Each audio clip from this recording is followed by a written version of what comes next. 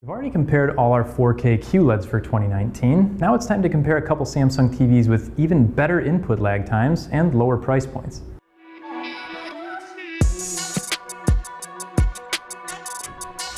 Hi, I'm Carl with Apt, and in this video we're going to look at the Samsung RU7100 and RU8000 series side by side and talk about what separates them from one another. Starting off with looks, the 7100 comes in a charcoal black finish where the 8000 is Titan gray, and while the 7100 looks nice, the 8000 has a little more character to it. The finish is brushed and metallic looking, which I think gives it a higher end appearance. The pedestals are different too. I actually prefer the one on the 7100 because of the shape though. I don't like the flat foot of the 8000 as much. Plus, the 7100 comes with 2 cable management clips where the 8000 only comes with 1. It's not that big of a deal, but it is something to keep in mind if you're plugging in several sources and want to keep the cables better organized.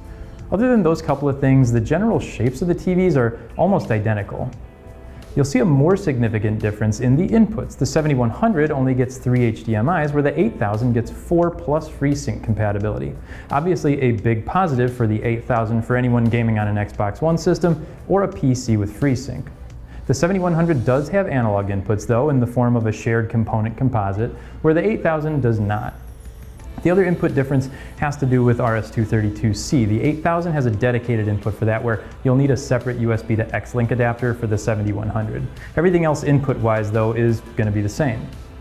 The remotes are different too. The 8000 gets Samsung's One remote, which both looks and feels better than the basic remote that comes with the 7100. They both have shortcut buttons to Netflix, Hulu, and Prime Video, but the navigation was far simpler for me at least using the One remote that comes with the 8000. Another advantage that remote offers is voice navigation with the built-in microphone and Bixby. The 7100 doesn't have Bixby built in, where the 8000 does, but they can both work with Google Home or Amazon Alexa with corresponding devices like a Home Mini or an Echo Dot. I was also noticing that navigating through the smart features was much faster on the 8000. The 7100 was a little laggy in between pressing the buttons and the TV reacting. I did see they have different software versions, but I'm not sure if that has anything to do with why the 8000 was so much smoother. Either way, it's something to note. Lastly, the differences I think people will appreciate the most are in the picture. The 8000 offers better colors and detail in HDR content, as well as better motion handling with a bump in the motion processing. I'm not sure how well it's all going to show up in the video here, but in person it's definitely noticeable.